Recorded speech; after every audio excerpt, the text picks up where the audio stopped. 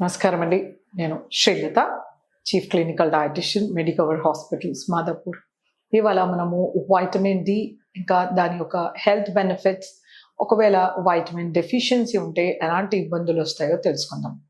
So ముఖ్యంగా vitamin D అనేది ఒక ఫ్యాట్ సాల్యుబుల్ వైటమిన్. మనకున్న ఏ, డి, ఈ, కే అనేవి ఫ్యాట్ సాల్యుబుల్. సో అందులో వైటమిన్ డి అనేది మన శరీరానికి చాలా ఇంపార్టెంట్ వైటమిన్. ఇది మనకు ఎముకలకి చాలా ఇంపార్టెంట్. ఎలా అంటే మన కాల్షియం శరీరానికి ఇమ్మడాలి అంటే మనకి వైటమిన్ డి అవసరం ఉంటుంది. అలాగే మన ఇమ్యూన్ సిస్టమ్ బిల్డప్ చేయడానికి వైటమిన్ డి అవసరం. మన శరీరంలో ఇన్ఫ్లమేషన్ని అరికట్టడానికి కూడా వైటమిన్ డి అనేది అవసరం.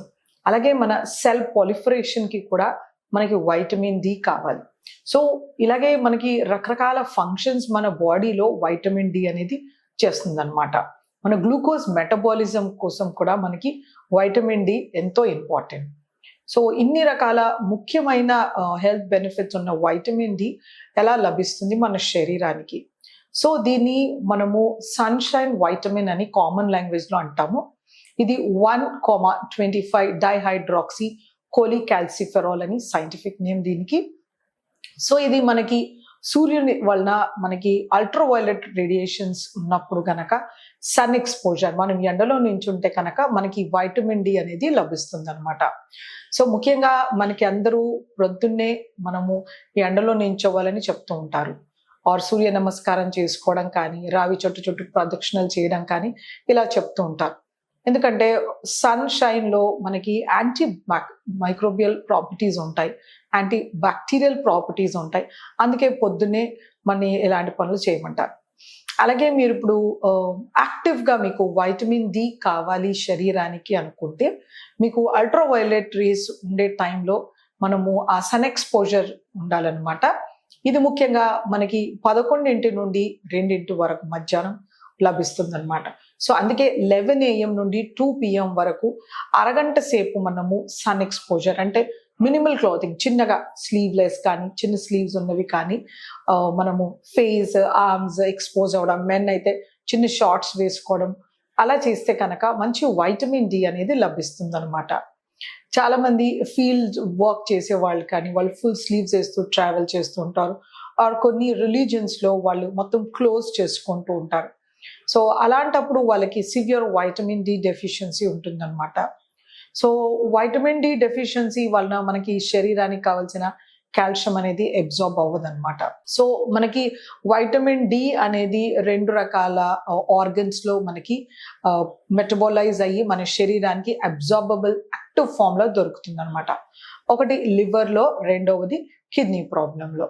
సో ఒకవేళ మనకి లివర్ కానీ కిడ్నీ ప్రాబ్లం కానీ వచ్చినప్పుడు మనకి వైటమిన్ డి అనేది సరిగ్గా మెటబోలైజ్ అవ్వకుండా, అది యాక్టివ్ ఫామ్లో కన్వర్ట్ అవ్వకుండా మనకి డెఫిషియన్సీ వచ్చేస్తుంది అనమాట. చిన్నపిల్లల్లో మనము రికెట్స్ అనే వ్యాధి చూస్తుంటాం అనమాట, కండిషన్. ఇది వాళ్ళ కాళ్ళు ఇలా నిటారుగా స్ట్రైట్గా ఉండాల్సింది ఇలా బో లెగ్స్ లాగా ఫామ్ అయిపోతాయి అనమాట చిన్నపిల్లలు. అలాగే అడాలసెంట్స్, అడల్ట్స్, టీనేజ్ వాళ్ళలో ఏమో మనం ఆస్టియోమలేషియా అని చూస్తుంటాము. అలాగే పెద్దవాళ్ళలో దీని కాల్షియంతో పాటు వైటమిన్ డి డెఫిషియన్సీ అప్పుడు మనం ఆస్టియోపోరోసిస్ చూస్తూ ఉంటాం అనమాట. సో మనకి ఏ ఏజ్ గ్రూప్లోనైనా వైటమిన్ డి అనేది చాలా ఇంపార్టెంట్. అది మనకి చాలా స్టడీస్ చెప్తున్నాయి ఏంటంటే మన వైటల్ ఆర్గన్ ఫంక్షనింగ్ కోసం మనకి వైటమిన్ డి అవసరం. మనం ఇన్ఫెక్షన్స్ని తట్టుకోవాలన్నా, వాటిని ఫైట్ చేయాలన్నా కూడా మనకి వైటమిన్ డి అనేది అవసరం. సో అందుచేతనే మనము వైటమిన్ డి అనేది సరి అయిన మోతాదులో తీసుకోవాలి. ఒక ముఖ్యమైన విషయం ఏమిటంటే మన భారతదేశంలో 80% మందిలో మనకి వైటమిన్ డి డెఫిషియన్సీ అనేది కనబడుతుంది. ముఖ్యంగా ఇది వైట్ పీపుల్ అంటే సన్ ఎక్స్పోజర్ సరిగ్గా లేని వారికి, ఎండ పడిన దేశాలలో వైటమిన్ డి అనేది మనం చూస్తున్నాం ముందు నుండి.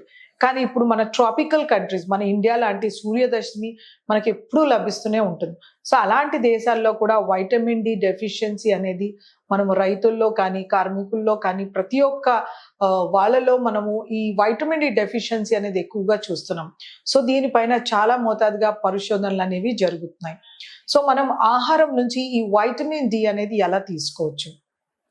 సో కొంతమేరకు మనకి కోడిగుడ్లలో వైటమిన్ డి లభిస్తుంది. అలాగే మనకి ఎండు చేపలు ఏవైతే సముద్రంలో నుంచి మనం బొమ్మడి చేపలు కానీ, పరికలు, బెత్తలు ఇలాంటివి తీసి వాటిని ఎండబెడతారో వాటిలో మనకు కొంచెము వైటమిన్ డి లభిస్తుంది. అలాగే కొన్ని రకాల చేపల్లో కూడా వైటమిన్ డి లభిస్తుంది అనమాట. అలాగే మనకు సీ వీడ్స్ అని దొరుకుతాయి. అలాంటి సీ వీడ్స్ లో కూడా వైటమిన్ డి లభిస్తుంది. కొంత మేరకు ఆయిస్టర్స్ లో లభిస్తుంది అనమాట. అలాగే మష్రూమ్స్ లో కూడా కొంత మేరకు లభిస్తుంది. మనకి ఫార్టిఫికేషన్ అనేది జరుగుతుంది అనమాట. కొంచెం మన గవర్నమెంట్ ఆఫ్ ఇండియా వీటిని ఆహారంలో ఖచ్చితంగా ఫార్టిఫై చేయాలన్నప్పటి నుంచి కొద్ది రకాల ఆహారంలో వీటిని ఫార్టిఫై చేసినప్పుడు మనం అలాంటి ఆహారం తీసుకున్నప్పుడు మనకి వైటమిన్ డి లభిస్తుంది అనమాట. సో మనకి కొంత మేరకు నట్స్ అండ్ ఆయిల్ సీడ్స్ లో కూడా మైల్డ్ గా లభిస్తుంది. క్యాబేజ్ లో కూడా మైల్డ్ గా లభిస్తుంది అనమాట. సో మనకి బేసిక్ గా చెప్పాలంటే సీ ఫుడ్స్ లోను, సన్ డ్రైడ్ సీ ఫుడ్స్ లోను, సీవీడ్, మష్రూమ్స్ ఇలాంటి వాటిల్లో లభిస్తుంది.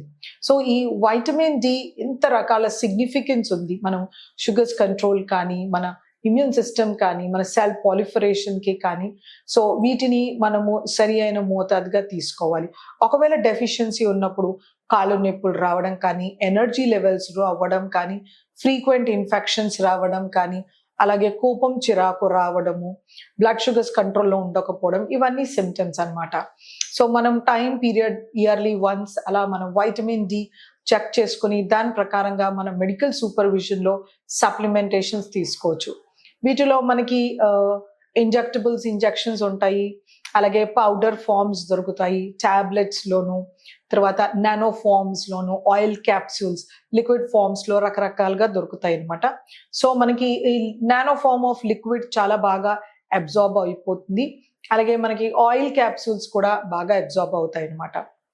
సో మన డెఫిషియన్సీని బట్టి మన మెడికల్ సూపర్విజన్ లో ఈ వైటమిన్ డి తీసుకుంటే మన ఓవరాల్ ఎన్నో రకాల హెల్త్ బెనిఫిట్స్, మన శరీరానికి మోస్ట్ ఇంపార్టెంట్ స్కెలిటల్ సిస్టమ్ బాగుండడానికి వైటమిన్ డి ఎంతో తోడ్పడుతుంది.